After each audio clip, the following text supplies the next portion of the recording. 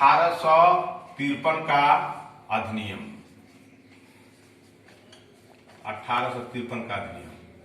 लेकिन ये 1853 के अधिनियम को जो है आप समझ जाइए, इसको चार्टर भी कर, चार्टर अधिनियम, चार्ट बनाई थी। किसी काम को करने के लिए चार्ट बनाया जाता है ना, किसी काम को करने के लिए चार्ट बनाया जाता है कि 1 2 3 4 5, तो किसी काम को करने के लिए। तो इस भारत में राज व्यवस्था चलाने के लिए चार्ट बनाया गया। उसी चार्ट में एक पहला में जो है 1773 रेगुलेटिंग एक्ट था। उसके बाद 1773 से लेकर 18वां लास्ट जो है कंपनी के शासन का 1853 का चार्ट था।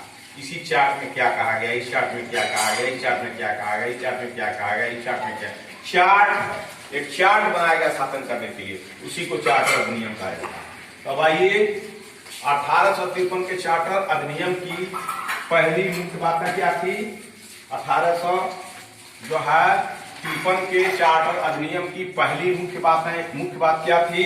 तो इस अधिनियम को ब्रिटिश संसद द्वारा पारित किए गए चार्टर अधिनियम की श्रृंखला में यह अंतिम अधिनियम था।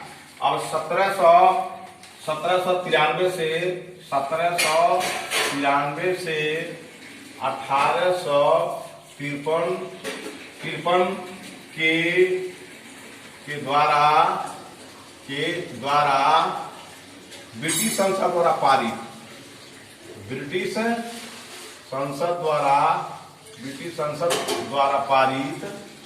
ब्रिटिश संसद द्वारा पारित चार्टर अधिनियमों की श्रृंखला में अंतिम अधिनियम था। चार्टरों की श्रृंखला में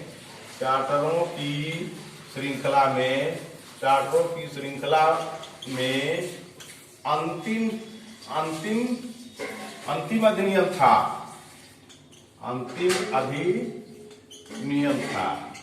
ये 1853 का अंतिम अधिनियम था। और संवैधानिक विकास की दृष्टि से यह बहुत महत्वपूर्ण था। 1853 का जो चार्टर है, यह संवैधानिक विकास के दृष्टिकोण से,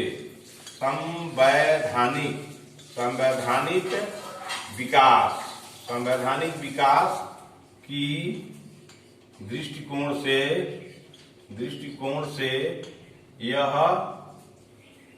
बहुत महत्वपूर्ण अधिनियम था।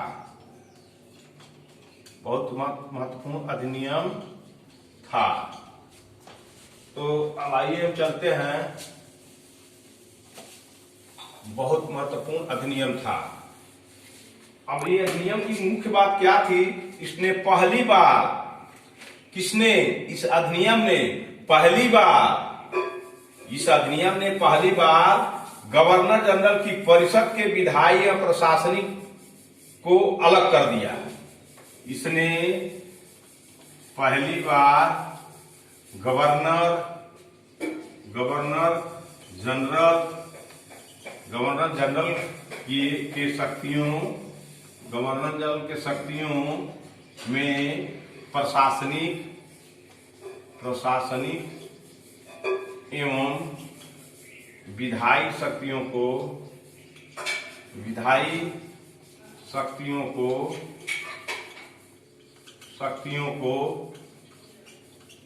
अलग कर दिया।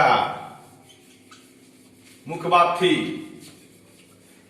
इसके तहत परिषद में 6 नए और पार्षद जोड़े गए। इसके तहत परिषद में जो परिषद था, इसके तहत परिषद में जो परिषद थी, गवर्नर जनरल की परिषद थी, इसके तहत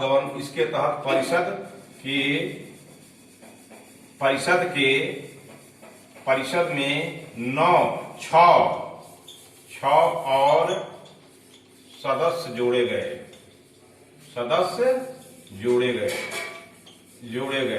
अगर पूछे कि किस अधिनियम के तहत गवर्नर जनरल की परिषद में 6 सदस्य और जोड़े गए, तो आप यही बताइएगा कि 1835 के गवर्नर जनरल के परिषद में 6 और नए सदस्य जोड़े गए। ये हमेशा याद रखिएगा, याद करने की चीज है। अगर कोई भी व्यक्ति कोई भी जो है विद्यार्थी अगर पढ़ना लिखना छोड़ देगा तो जान करके भी अनजान हो जाएगा, इसलिए इसको याद करते रहना चाहिए और इस पर सोचने समझने की चीज है। तो इसको किसने 1853 के अधिनियम ने जो ऐसा कर दिया, तो जिसमें जो है ये यहीं पर किसने 1853 के चार्टर ने केंद्रीय विधान परिषद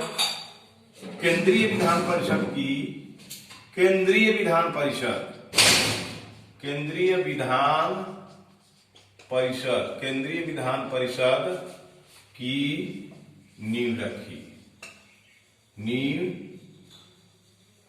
नींव रखी। केंद्रीय विधान परिषद की नींव रखी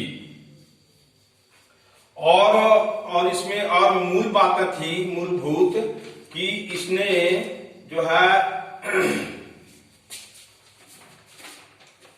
और इसने रखी और दूसरा महत्ता इसकी यह थी कि इसने सिविल सेवकों की भर्ती एवं चयन हेतु खुली प्रतियोगिता व्यवस्था का आरंभ किया।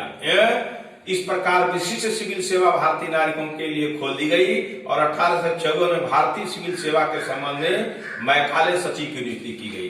तो 1833 में जो संघ लोक सेवा आयोग के लिए पहला कदम पास किया गया था, पहला कदम रखा गया, तो गवर्नर जनरल की परिषद ने जब इसका विरोध किया तो उसको हटा दिया गया। लेकिन 1853 में जो है सिविल सेवकों 1853 में सिविल सेवकों की भर्ती चयन हेतु सिविल सेवकों की भर्ती एवं चयन हेतु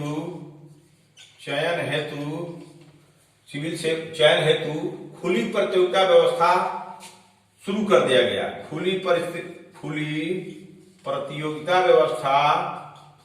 प्रतियोगिता व्यवस्था शुरू कर दिया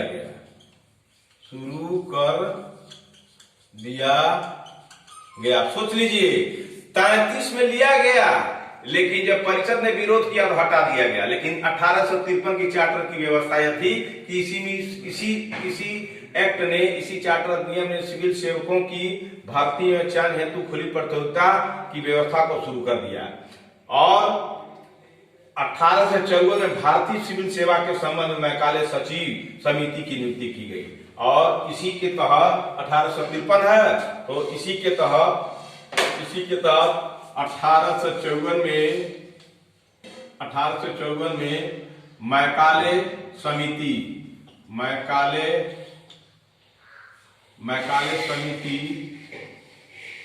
की नियुक्ति की गई। बस यही तो दूसरा है। अब तीसरा 1853 का चार्टर की क्या बात थी। अब तीसरा